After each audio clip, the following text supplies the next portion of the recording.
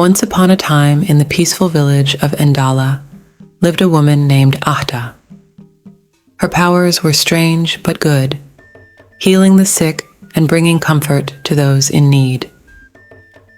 One evening, as she healed a sick child with a mere touch, the villagers began to whisper among themselves. "Did you see that? She healed him with just a touch," one villager murmured. Neka, a woman known for her distrust of the unknown, voiced her concerns loudly. "She's dangerous. Her powers are unnatural. We must banish her."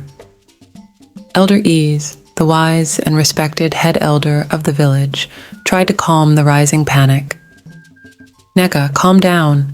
We must understand her powers first."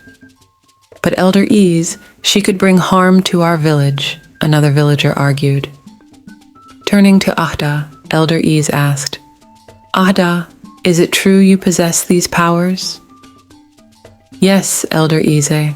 I was born with them, and I use them only for good," Ahda replied, her voice steady but her heart heavy with worry.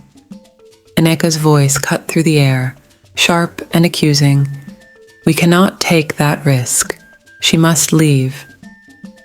The next morning, the village square was filled with anxious faces as the community gathered to decide Ada's fate. Elder Eze stood at the center, his expression grave. "We have considered the matter. Ada, you must leave the village for the safety of our people. You are banished to the evil forest," he declared. Ada's eyes filled with tears. "But I have done no harm. I only wish to help." Neka's voice was unwavering. "The forest is where you belong. Leave now and do not return." Kweku, Ada's loyal childhood friend, stepped forward in her defense. "This is unjust. She has done nothing but good."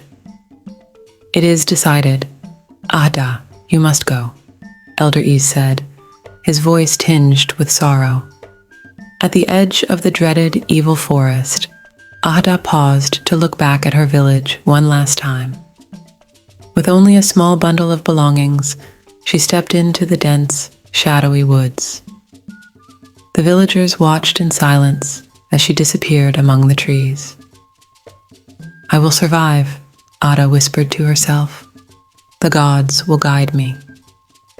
As she ventured deeper, the air grew cooler, and the forest seemed to whisper secrets.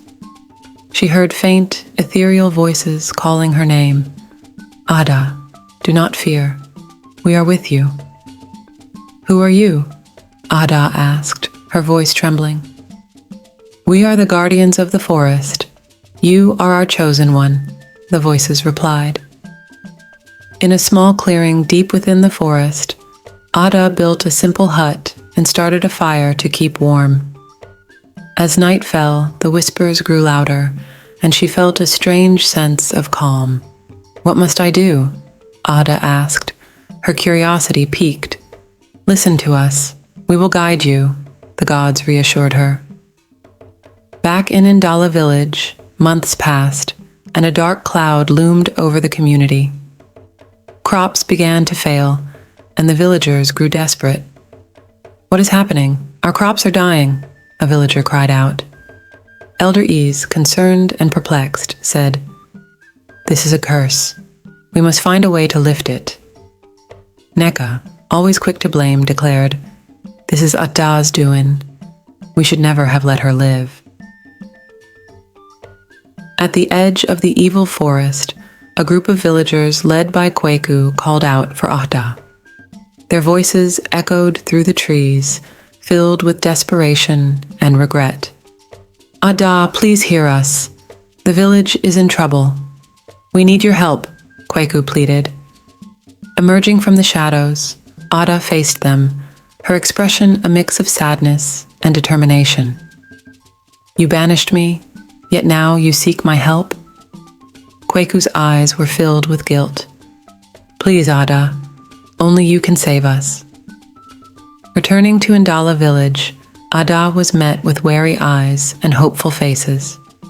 Elder Ease stepped forward, bowing his head in apology. "Ada, we are sorry for what we did. Can you help us?" he asked, I will help, but you must trust me and follow my instructions, Ada replied firmly. Even Neka, though reluctant, nodded in agreement.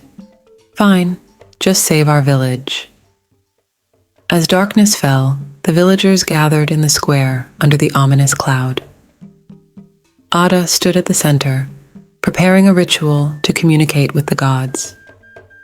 Everyone gather around and hold hands. We must unify our spirits, she instructed. The villagers obeyed, forming a circle around her. Ada began to chant, her voice rising above the whispers of the forest. Ada, we will aid you. The curse will be lifted, the gods promised. A bright light enveloped the villagers, and the dark cloud began to dissipate, revealing the clear, starry sky. The next morning, the villagers awoke to find their crops healthy and the sky clear. Joyful cries echoed through the village. She did it! Ada saved us, a villager exclaimed. Neka approached Ada, her head bowed in shame. I misjudged you, Ada. Please forgive us.